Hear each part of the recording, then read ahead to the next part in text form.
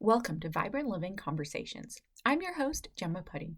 As a life coach to midlife mamas and women, I'm excited to bring these conversations from North Idaho and across this region to support you on your journey to vibrant living, glowing from the inside out, fully living in your own true to you power.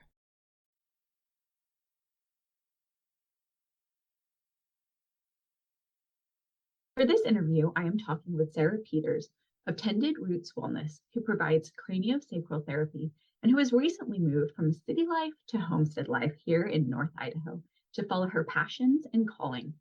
I got to experience her healing gifts last week. She even worked on my unborn baby, which was so thrilling. And I'm so happy to have her here just to learn more and talk more about this awesome modality. So welcome, Sarah. Thank you. Thank you for having me, Gemma. I feel really honored to be here. My absolute pleasure. So let's dive in. I know I said this to you when I first met you is craniosacral. Like I've heard of it, but so when you first meet someone's like, Sarah, what is craniosacral? How do you respond to that? Yeah, craniosacral is a very hard thing to kind of sum up, but just sort of a summary is it's working with the structures and tissues that make up and surround the central nervous system. And by working with this system, we can restore balance and fluidity to the body and the mind and the spirit. Love that. Awesome. Perfect. The whole thing, Yeah, holistically, right? that's right. Yes, absolutely. So what is your background story to finding craniosacral? And I know you had a career change and going into this and learning about it. Will you tell us, your journey to getting to where you are now and having this business? Yeah, absolutely. So I was actually going to school to be a registered nurse and was, finishing up my training and had taken some time off when my babies were born. And when my son, my youngest, was about 18 months old, he developed some pretty severe health issues. He ended up developing actually sleep apnea. Mm. And I took him into so many different doctors for like a year and a half trying to get this properly diagnosed and was just really kind of blown off by the doctors that we saw. And finally, I switched pediatricians again and kind of went in like, very vigilant and like, we have to figure this out because, when you haven't slept for a year and a half, you start to think, well, maybe it is just me. Maybe it's, maybe it isn't. Yeah. And so this new pediatrician we took him to where we finally got the apnea diagnosed, and he was actually having apnea like every 4 minutes when he was sleeping and, really not growing at all. He was like 21 pounds when he turned 4. He was just tiny. Wow. And this new pediatrician, they had a behavioral specialist. And so through this time where he wasn't sleeping, he developed pretty severe obsessive compulsive disorder. And so just, very classic, like he was scared of germs. He didn't want to go play outside. When we had a change, like my daughter starting school, he, would like brush his teeth till his gums bled. Just those really kind of classic compulsions. And so I took him in more just like, I just wanted to talk to somebody and just say, okay, here's what we're doing. How can I help this kid? And, should we see a counselor? And the behavioral specialist he didn't interact with my son. He didn't even observe him, didn't even like talk to him, just listen to me, and then just wanted to put him on Prozac. He was 3 at the time. And then treated me as a very negligent parent when I wouldn't do it. And so I was really discouraged through that whole, year and a half process working with doctors and just kind of like, this isn't what I wanted to do. Like the medical community is not set up to be able to connect with people, which is what I was looking for. I know now, Right. and so I was really discouraged. And then a friend of mine, she was like, oh, you should take him to this guy we take our daughter to. It's craniosacral. I'd never heard of it. And, I kind of looked it up online, and this was, I don't know, 12 years ago or so now, 13 years ago. And didn't really find much online at that time about craniosacral. And what I did find was pretty dismissive of craniosacral. But, Mm. at that point, we were pretty desperate. I'm like, I'll try anything to help him. Right. And so we took him to this practitioner, and we left with a new kid. Like his compulsions were gone with that first treatment. Wow. And kids do respond just super quick to craniosacral. Their little systems are so much closer to balance than ours are. I think they Right. respond faster and it takes less work. And so that's how I discovered it. And, I remember just like telling my husband, like, I think I know what I want to be when I grow up. And so then as soon as my son started in school, I went and got my massage practitioner license. in order to pursue my craniosacral career. And so I graduated from that in August, and I started my craniosacral training in September that year. And the program that I chose was a certification program. It was very intense. It took me about a year and a half, 2 years to get through. It was basically kind of set up to mirror like a graduate type program. So Okay. it was a lot of work, a lot of client records, case studies, and then just a lot of like work on yourself too. Because with craniosacral, when you're working with clients, it does bring up emotional things a lot for people. Right. And there's also times where, you could be sitting holding one technique for a really long time and it's quiet. And that's when things like that you haven't dealt with tend to come up for you. So, just like learning to deal with all of that, learning to separate, like, what am I feeling? Is this what I'm feeling? Or is this like what I'm picking up from my clients? Oh, yeah. That kind of work. So it was Right. intense, but just, I'm so glad I did it. So, and you must have been studying all anatomy. And Yes. then, with the emotional piece, was it mostly anatomy? I'm just trying to wrap my brain around the extent of what you must have been Yeah, it learning. was extensive. And I mean, there is a lot of anatomy, a lot of really detailed anatomy, cranial anatomy, the cranial nerves, the parts of the brain, all of the nervous system, the different parts of our nervous system, and that gets pretty intense. There's a lot to that. But then there was a lot of work too on, working with PTSD and trauma and how to help clients through that when something Interesting. comes up, because that can be scary for them and for a practitioner if you don't know how to deal with that. If somebody has, something come up during a session. So yeah, definitely a lot of that too. A lot. I mean, our training, it was very interesting. Like, we started every class with like an hour of mindfulness meditation. But then, Wow. would delve into like slides and all the anatomy stuff and all of the very, scientific type of things. And then it was just, a lot of both, a lot of back and forth between the two. Wow. Wow. And I had brought it up, I think, because I'm so fascinated by the chakras and how they really seem to relate to certain areas of trauma and obviously healing, enlightenment, and energy and all of that. But so with like PTSD clients, do you find that there's a certain area in their body that when you're holding space for working there, that is where that specific trigger will come up? Or does it vary in different people?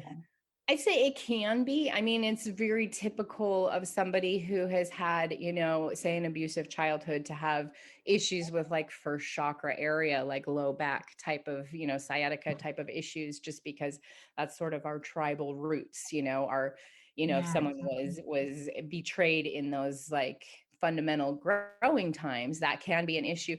But when working with trauma, it's not necessarily going to come out like that either. It I could see. be, and it's interesting. There's just this sounds so crazy, a quality to trauma that you Okay, can feel when you're working with the system. And it I could be see. anywhere. A lot of times it's just, a lot of what I do is working with the cerebrospinal fluid. So Okay, just initially, like when I check in with somebody, like I'll have the core link where I have their sacrum on one side and their head on the other, and just feeling how that fluid's flowing back and forth. Generally, you can kind of pick up on like, okay, there's trauma in this system at that time. If it's I like see. that kind of emotional PTSD trauma, if it's like trauma, physical trauma, it tends to be more at the area, obviously, of injury. I see. Okay, fascinating. Fascinating. Love it. So once you finished school, you started your practice over in Seattle, right? Or the Yes. Seattle area, at least, anyway. Yes. Yeah. Yeah. Yeah. So I Nice. had my own practice over there for about 8 years, and it was just amazing. I had just amazing clients, and that was definitely the hardest part of moving was, it was leaving my practice. And then you were called.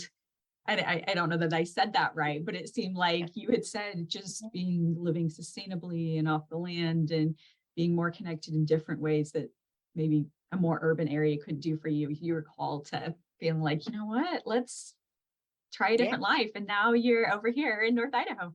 That's right. Yeah, we just really, I mean, we've talked about it forever, me and my husband, and the world is changing, and it just felt like, okay, now's the time to, let's do this. And so, yeah, we came over and started homesteading. We've been here it'll be a year on the 24th. So coming up on our anniversary, but we really dove in and, we have our little farm, and it was really important for us to be more connected to our food sources, and I think that's just such a huge part of holistic health is being, we've lost as a society, we have lost that connection to where our food comes from.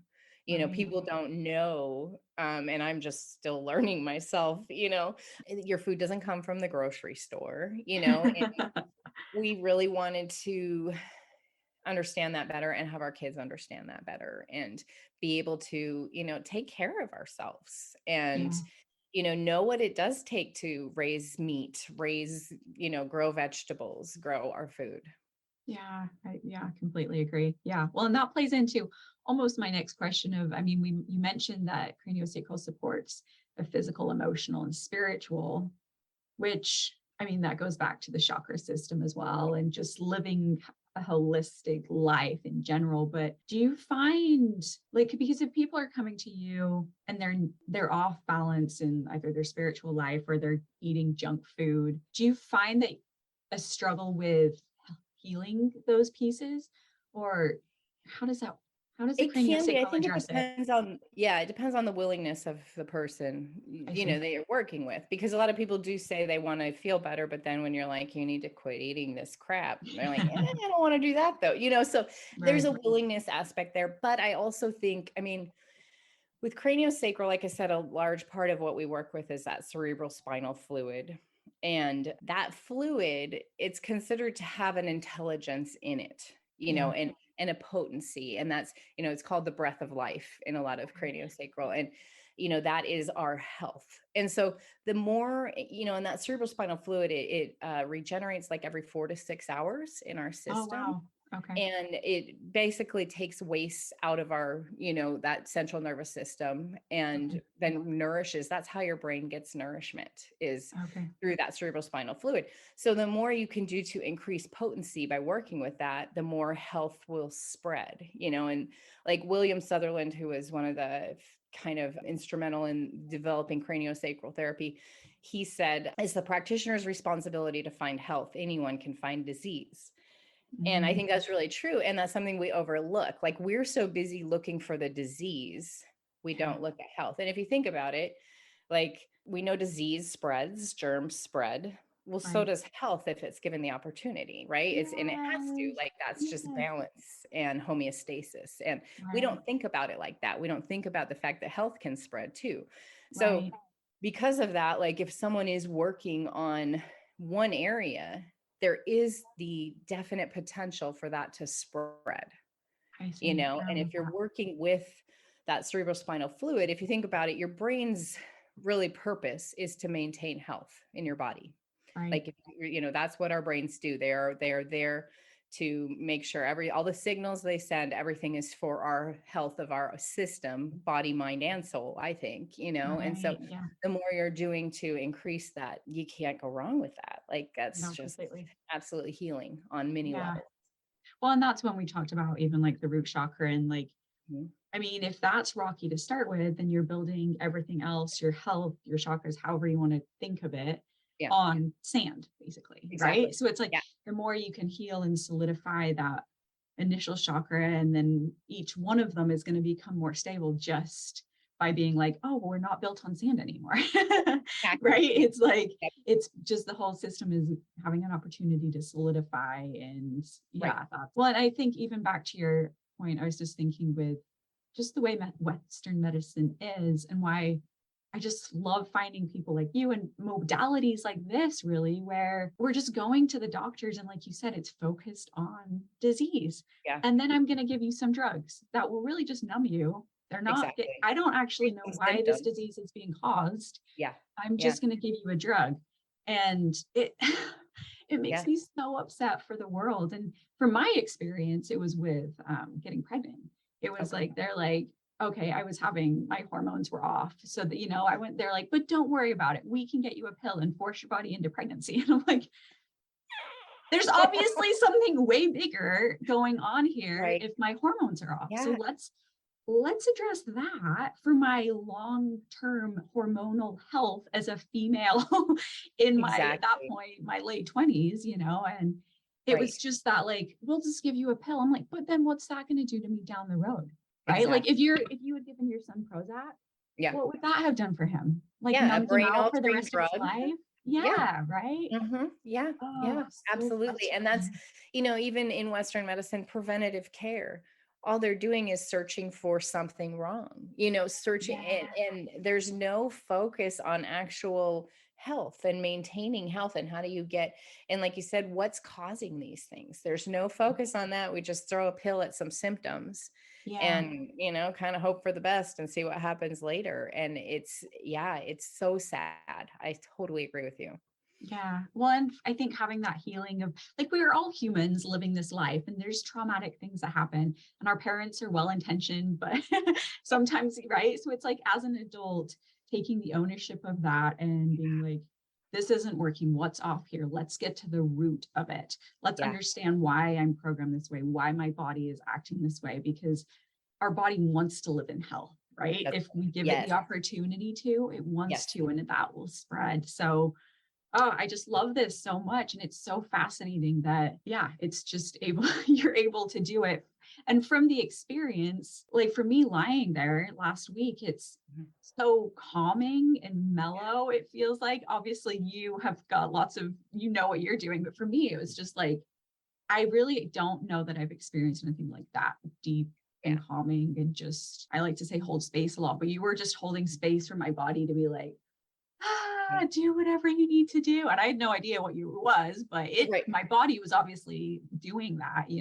Right. Yeah. And that's, I think, my favorite thing. I agree. I mean, for me, I've had a lot of craniosacral work, obviously, through my training and everything. And it's the only thing like it that I've found. There's Right. other great things that I really enjoy, but craniosacral is just, it's different. And I think part of that difference is it does come at working with people from a different way than a lot in that aspect that we were just talking about, where it doesn't look at the body as having dysfunction. It looks at that dysfunction as, wow, this body is working so well. It's working so hard to protect this person that it's created this, what we would call dysfunction, right? Right. And Yeah. so by recognizing it, and instead of viewing it as, even most like natural modalities go at things as like, okay, we have to fix this, we have to change it. Craniosacral really looks at it like with gratitude, like, thank you for working so hard to protect this body, and then just kind of working with the body to help it recognize we don't need that protection any longer. You can let go of that now.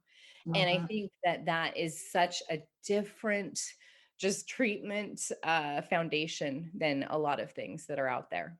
No, I completely agree. Mhm. Yeah, no, I love that. What was I going to say in regards to that? But it might come back to me. Okay.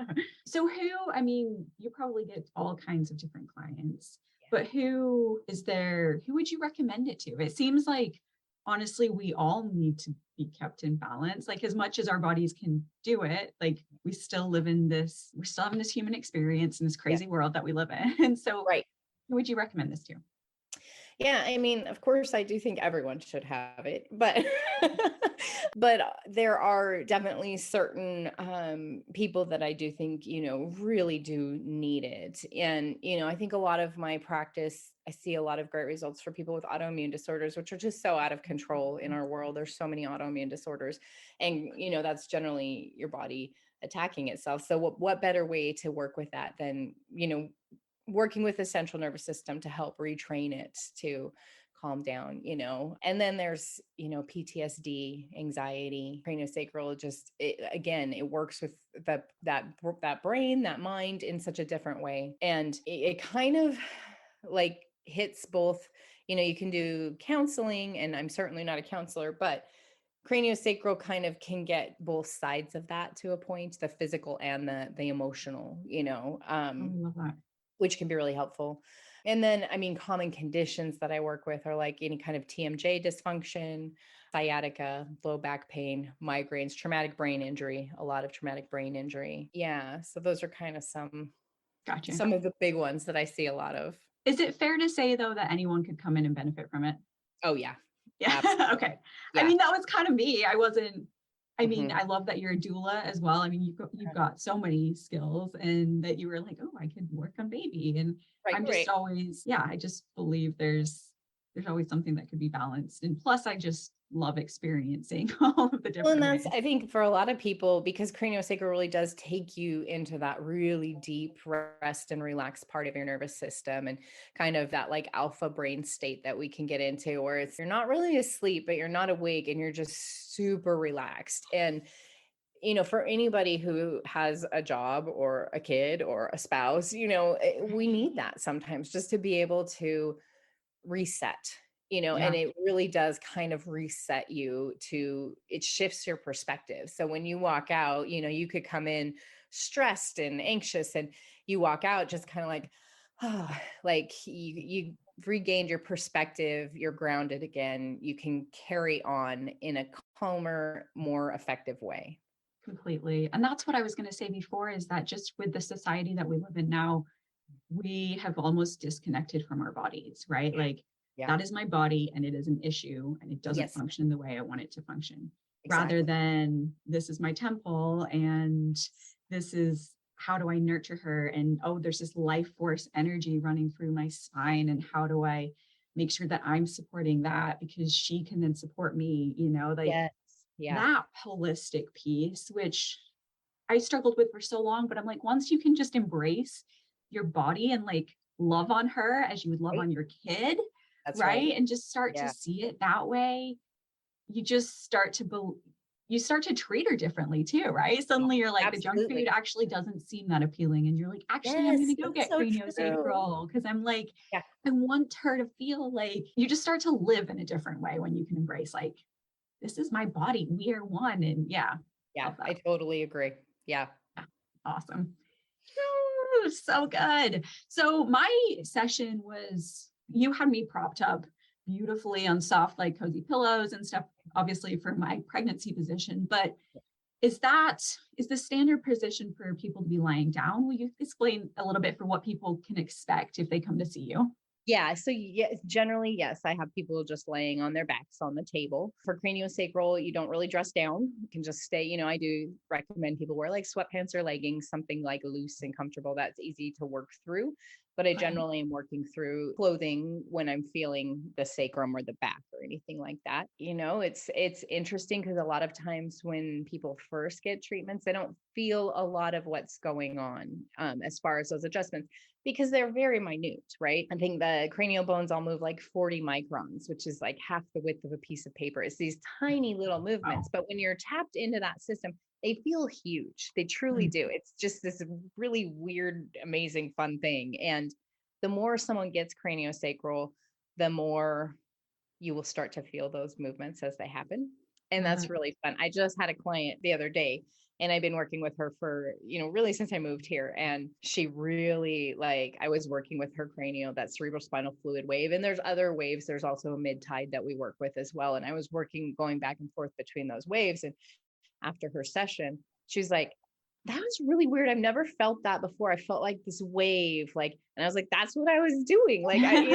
It's such a fun thing to get to be there with people as they start to feel those things, because it's like this light just goes on and you're awakened to this whole system of your body that's so vital. I mean, it really is your life force. And it's very empowering to be like, I can feel that. And I can, if you can feel it, I've gotten enough craniosacral work at this point, I can lay down and get my sacrum to unwind Wow. just because I know how, I can think about it and make that happen and make little adjustments with my hands or whatever. But anybody can do that, Mm. and that's empowering. I want my clients to learn how to do these things. And you Amazing. have we have so much more control over our health and our bodies than we're led to believe. Yes, right. Yeah. Mhm. If we only knew our own power, that would Yes. change the Yeah, world. So there. exactly. Yeah. Yeah. Yeah. So are most of your sessions about an hour? Yeah, I do a lot of 2-hour sessions too. Oh, you do? So Okay. I do, yeah. Maybe about half and half, I'd say. A Gotcha. lot of people, and if someone is dealing with a lot of stuff, 2 hours is better, obviously. Right. And a lot Yeah. of the techniques that I do, like I said, if someone has some sacral stuff going on, I might be with that sacrum for 40 minutes, so Gotcha. if we want to do something else too, although that's very full body to be working at any place in that cerebrospinal fluid flow. Yeah, a lot of people do prefer 2-hour sessions. Well, and then you said too that really it takes like 48 hours for those changes to really, because you're doing the work, but of course it needs to settle and your body needs to adjust. So 48 hours, Yeah. that was working. Yeah, so that's another thing that, a lot of times people don't feel the effects of the treatment for like 48 hours because it always takes our body about 48 hours to process anything that happens to us through our central nervous system. And so when you get a craniosacral treatment, you leave, but your body continues to make these minute little adjustments on that system for the next 48 hours. So Gotcha. it tends to be, and again, it's not like a big release that's going to happen. So, we're kind of geared towards those sorts of changes in our body. And with craniosacral, it's more like you wake up and you just, a couple hours into your day, you're like, oh, my back hasn't hurt at all. It's just like a feeling more like you're living the way you're supposed to be, right? I love Like, that. yeah, living abundantly and things are good and you're balanced. So good. Yeah. So next I was going to ask you about people changing people's lives dramatically, but your story about your son alone, holy cow. I mean, he just started NIC, right? Like he's now Yeah, he's like, 16, but he's doing dual enrollment okay, at NIC and he's okay. fantastic. And yeah, I mean, Yeah. really, it's of all my family, I probably treat him least. And I think Okay. that's because he had that work when he was so little, that like things just formed a little bit differently for him. Right. And, but he's also, and I think because of that, having that work when he was little, very aware, like he knows too, when he needs a treatment or an adjustment, like he'll tell me. And Amazing. Well, and yeah, just to think about how much that changed his life. I mean, yeah, so awesome. I love it is. it. It really, truly is. Yeah. Do you see many children? I know you said you I do do. see. Yeah. Yeah. Since I just restarted my practice here not that long ago, I've had not as many kiddos in as I was used to in my old practice. So I'm hoping to get more in. I miss work. I like working with kids a lot. Yeah. So yeah. Yeah. Well, and I love that because I think I talked to you about bringing even Beckett in because Mhm. he's 3. And I mean, just the birthing process and just the first couple of years of life, I'm like, it's a lovely experience. So I'm just like, why wouldn't I come and bring him to Yeah. you? And, Yeah. yeah. And kids really tend to enjoy it, and I mean, of course, working with a 3-year-old's not like working with an adult at all. And they're not going to lay there for an hour and the session's not going to be an hour, right? They're not, Right. because they don't need an hour, but it is interesting because kids do really tend to enjoy it, which, I think they're just, like I said, they're so in touch with their little systems in a just more pure way than we are as adults. It feels good. They get it. Yeah. Love that. So then will Yeah. you talk about working even with unborn babies and pregnant moms? What's Sure. the Yeah. benefit there? So, I mean, the benefits of that is, I mean, it's super fun, right? Like for me and for the mom too. Yeah. But it is like I I think just to continue to work on that potency even before birth, because that cerebrospinal fluid is so important in fetal development. It's what gives, all the nourishment to all the cells to develop. So the more you can do just like increase that potency even in utero is going to benefit the baby. And then, I mean, there are like, I would never advertise that I do this, but I have, been able to convince breech babies to turn around and that kind of stuff. Oh, nice. Amazing. Craniosacral. So, there's a lot of benefits to it for that. And then too, like I think I told you, it's interesting because when I worked on a baby in utero a number of times, and then after birth, if mom and dad bring them in, there's like a recognition, like the baby will calm immediately. They're already familiar with that work. And that's a really cool thing. It just really, I think it's validating to the fact that this is a really effective, important work. Yeah. And that those babies, those little souls, like Mhm. they're looking to be in tune and to be connected. And they're not helpless little beings. They're very much Right. like No. ready Yeah. to. They're very powerful. Yes, totally. Yay. Well, this is a totally sidebar question, right? But I just love, love, love. You're the type of person that's obviously living your life just across the board. Like the fact that you came from the city and now you're in North Idaho and you have an Instagram account for your animals alone, because now you have, like, I'm just Right. curious, like homesteading life. I know you've been in it a year, but what does that mean to your family? And how has it just changed like your bigger picture way that you live life? Oh, that's a great question. I would say, I mean, my life today is like unrecognizable from what it was, a year ago before we moved. Seriously, like we've always tried to really eat well and eat organic and buy good quality food. That's been very important to us, but to be raising it. And I mean, like I'm up at 5 o'clock every single morning to go milk the goats and then feed all the animals. And it's a lot of work, and it's a lot of work for all of us. Everybody helps out. But I think we all feel like I've never so much felt like I'm actually living the way I'm supposed to be, if that makes sense. Yeah, no, Like, for sure. like it is a lot of work and it's exhausting, but it's like good work. And it's like I said, I just feel like this is it. This is how I'm supposed to be living. And that's huge. I mean, Yeah. that's priceless. Absolutely. Right. I mean, talk about life force energy when you can feel that way and your fingers in the dirt and connected and to be outside. I'm sure it's gorgeous where you are at 5 a.m. every morning. It is. It truly is. And I mean, to get out and just the peace and the solitude and the fresh air and, all of it, it's amazing. It really, truly is. I wouldn't trade it for anything. And it's funny because like we joke, like we're never going to be able to go on vacation again or anything, right? Like, can you get people to come over and look after the goats? Not quite as easy as right. the dogs, right? And but like we don't want to. We don't, like this is like, and I was just trying to tell someone, I had someone who was inviting me to a retreat, and I'm like, oh, I have a farm, it's really hard for me to get away. And they're like, that's why you need it all the more. I'm like, I actually live at my retreat. Like, yeah, isn't that the dream, right? Yes. Yeah. That's the dream. Create a retreat in your life every single day. That's like right. Someone said that to me once and I was like, genius. Yes. And that's just it. I'm like, I'm doing like, this is like so many dreams come true for me. Like, I don't need to get away. Why would I want to get away? I love that. I was even the same though with having kids. Like, I think for me, I was like, I don't need kids. Like, that sounds like a lot of hard work. And now, like when I first had my first, it was obviously, you just don't know what you don't know. And you're like, yes, they're hard work, but they're also life-changing and amazing and like like rewarding, and have challenged me and helped me grow into a whole new human being that I wouldn't be without kids. But before I was like, no, that's just a lot of work. I'm not going to. Exactly.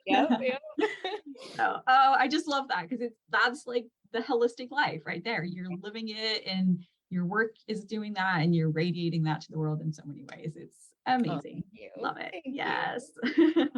So how do you keep yourself balanced? I know you still need the self-love and all of that, right? So how do you keep yourself balanced through all of that? Has been a challenge. I mean, that's always been a challenge for me because I'm kind of a doer. I'm pretty driven. And now having this farm is definitely more challenging because when you have a farm and 100 some animals, there is literally always like not something to do, like 70 somethings to do, right? Like all the time, every single day. And so I really have committed lately. I mean, I do things for myself. I get acupuncture regularly and I do some self-care stuff like that. But I'm really committed, and this is just very recent, actually, like in the last month I have to take like a Sabbath day, like a rest day, and just commit to, I'm not going to, well, I mean, obviously I still have to go out and do the basics and feed everybody and take care of, but that's it, like nothing else that day. And I just have to let things go. And that's really hard for me to let things go. But I also know like I can't continue on like I have been for the last year if I don't start doing that. So, and then too, I do think it is really helpful and balancing for me. I am outside more now than I've ever been. And that's been a really big grounding, obviously, huge help for me just in keeping that balance and just hanging out with the animals. Well, and I think also being probably in the line of work that you're in, I mean, I say that, but you see how many therapists or counselors are then also like fried and like out in the back smoking cigarettes, right? You're like, exactly. wait, you know this, you know better, but obviously you've had like the reflection on the last year alone, just to be like, okay, Yeah. Sarah needs some Sarah time to like not just be working all the time if you want to like Yeah. do it for the long haul and really and maintain, like keep the joy in it, right? Exactly. Awesome. Love it. So how do people find you? What's the best way? Because I just think, like I said, I haven't heard a lot about craniosacral, but I think the more and more I talk about it, even just in the last week, people are like, wait, what? Yeah. You know? Yeah. And it was interesting to come here because it's not as known in this area as it was back where I came from, you know, Okay. so there is a lot of questions about it. The easiest way to find me is probably my website, which is tendedrootswellness.com. And then, you know, all my phone numbers on there. You can call or text. You can book on there. My Instagram link is on there too. And you can message me through that as well. Awesome. And I'll put all of those in the show notes and link them as well so people can find you. Was there anything else that you wanted to mention before I ask my final question? I don't think so. Okay. Yeah. Well, in my definition of vibrant, which is glowing from the inside out to connect with our true selves, our communities, and our planet, are there 3 people or organizations here locally who have inspired you just in the last year? Let's see. I think the farmers market, you know, is a big one for me. Just we have a booth at the farmers market ourselves next year. And oh, nice. I really feel like if we could get back to that kind of a system where, you know, people are buying locally and seasonally, the impact that would have on health as a community, I think would be just mind blowing, you know, and so the more we can do those kinds of, you know, farmers markets and those little things, the better. I think that's just a really amazing way to go. I just recently heard about from a client's farm to table school in Post Falls, which is like a farm immersion school for kids 6 to 12. Where they basically go and like learn how to farm and how to do animal husbandry. And I think that's amazing. Like, I guess I'm probably too old to go, but I'm like, I want to go. Do they need volunteers?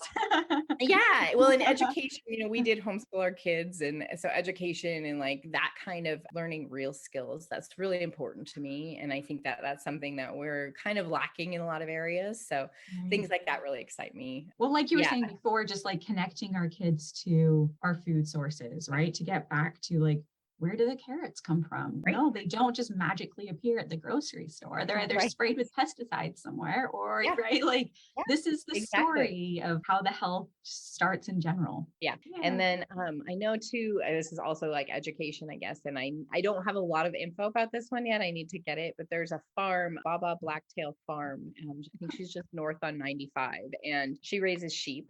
And she has workshops and on, you know, teaching homesteaders how to raise sheep, how to process sheep, all that kind of stuff. And that's something that we would like to do some sheep next year. And I'm really excited to kind of get more in touch with her. I love that. Yeah. And to realize there's this many resources around here. There's people doing so amazing things, right? From like food to therapies to all of it. That's I mean, that's why I started this podcast, because I'm like, I know they're not all in San Francisco and New York. I know there are people here in our community doing this. I just have to find them, you know. So, yeah, absolutely. Awesome. Well, Sarah, this has been such a good conversation and I'm thrilled about this. It's like, it was such a lovely experience, and the fact that it can be for kids and the fact, going through it with you feeling baby in there was just, it was awesome. I'm so glad. Yeah. Thank you so much for having me. Thank you for joining Sarah and me today. As you could tell, as new as craniosacral is to me, I'm passionate about this modality as a full mind, body, soul healing tool. When I see so much pain in the world from our default Western medical practices, my hope is reinvigorated by yet another healing practice that gets to the core of the struggle and honors the humanity in each person. Plus, Sarah, like so many of my guests, is the epitome of vibrant living, which inspires me on so many levels. As I continue this journey of discovery and holistic living, I hope you join me as I get to know more awesome, inspiring people in this Inland West region. I would greatly appreciate it if you share and like these episodes so that more people can be inspired. And remember, you can always watch these conversations on my YouTube channel. I'm also incredibly excited to be taking one-on-one coaching clients. If you are craving to break through into a new way of thinking, feeling, and living in the world, and are interested in taking that journey with me, please visit my website, gemmaputty.com, or direct message me through any one of my channels. Sending all the love, light, and vibrancy. Until next time.